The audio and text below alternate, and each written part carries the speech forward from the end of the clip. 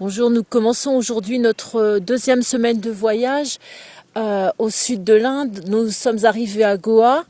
Goa, bon, c'est la fête, etc. Nous ne sommes pas restés très longtemps, mais nous avons vite changé d'air en arrivant à Hampi. Hampi, c'est un site lunaire, on pourrait dire, avec des temples dispersés sur toute une vallée, sur des montagnes, des rochers. C'est très très impressionnant. Nous y sommes restés 2 jours et vraiment là, nous avions l'impression d'avoir changé de continent, changé de pays, d'être dans un autre monde. Avant Euh, Hampi, il y avait Badami, j'ai oublié. Il y avait Badami avec ses grandes grottes rocheuses impressionnantes et un petit bassin artificiel. Donc on a fait on a assisté au coucher de soleil, voilà. Et puis après Hampi, qu'est-ce que tu as eu? Alors après, c'était la découverte de la spiritualité indienne par la indienne hindoue par la visite du temple de Tirupati. L'architecture certes du temple est très bien, mais c'est pas ce qui m'a le plus marqué. Moi, c'est surtout la ferveur des gens qui viennent ici, qui se font tondre, qui offrent leurs cheveux aux dieux, toutes les familles qui sont rassemblées dans la foi. C'est assez impressionnant et j'avoue que ça remue quand même pas mal. Oui, ça fait des frissons. On a des frissons.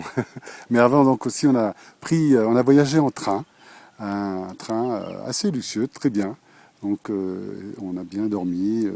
Donc c'est aussi une surprise, le voyage en train. Voilà, puis, Assez luxueux, soyons modérés quand même. Disons que on a dormi, on était fatigués, donc on a dormi. C'est à peu près propre. Ce qui est intéressant, c'est de voir en fait le quotidien des Indiens. On arrivait avec une demi-heure ou 3/4 d'heure de retard sur l'horaire prévu, mais personne ne râlait, tout le monde était zen. Donc ça s'est relativement bien passé. ma, Et puis c'est intéressant comme découverte de la vie quotidienne des gens, quoi. Alors, je te laisse. Balipuram, très difficile à prononcer. Maha Balipuram. Ce sont les 5 Donc chalets c'est un site où des temples et puis des sculptures ont été faites monolithiques. dans une pierre unique, donc un site des sculptures monolithiques. Hein. Le guide a bien expliqué comment ça avait été fait à partir d'une grosse masse rocheuse. Ils ont tiré 5 chariots, un temple, un éléphant, etc. C'est assez impressionnant aussi. Et puis ensuite, nous Alors, sommes allés à Pondichéry. Pondichéry, pour moi, c'était un mythe. Les colonies, le rêve, le comptoir des Indes français. Bon, c'est tout petit, c'est un peu surprenant. Il reste de très belles maisons, un peu en décrépitude, certes, mais il y a quand même une douceur de vivre qui devait être très agréable pour les Français qui habitaient là à l'époque.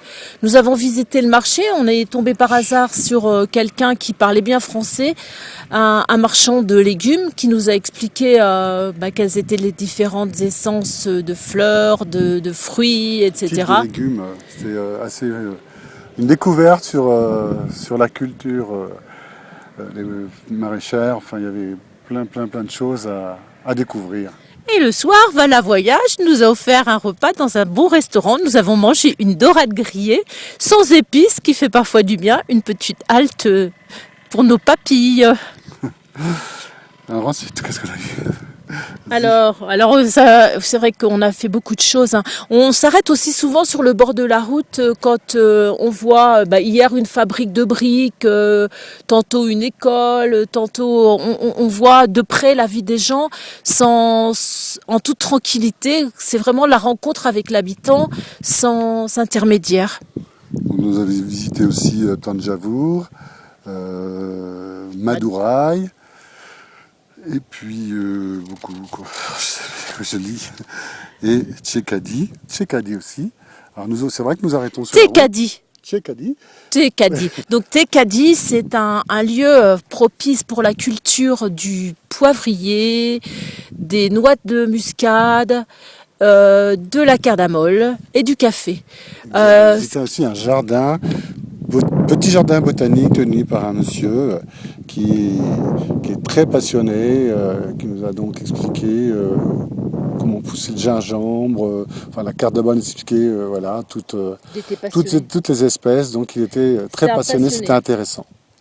Et enfin, donc, à Tekadi, nous avons dormi chez l'habitant. Alors moi, j'avais prévu des jouets pour les enfants, enfin des bonbons, etc., croyant qu'on allait dormir dans une case en forêt.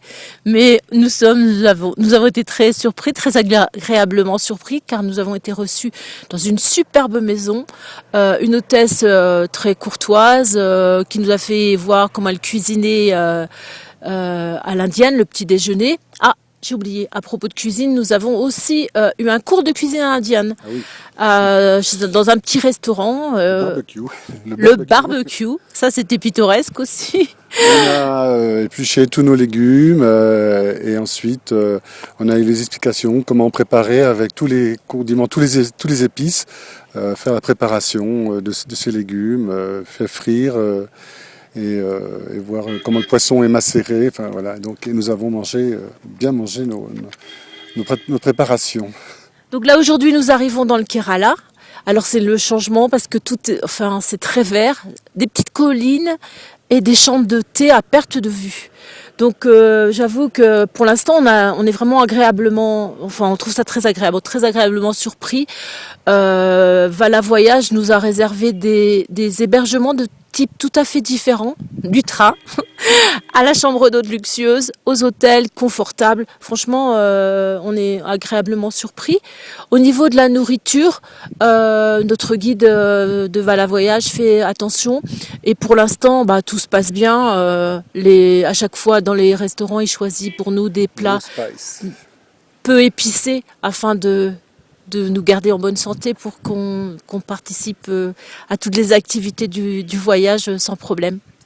Voilà, je suis très content de voyager, faire ce séjour dans le sud de l'Inde avec Vala Voyage et j'espère qu'il y aura un séjour dans l'est de l'Inde parce que je renouvellerai mon séjour dans l'Inde. Voilà.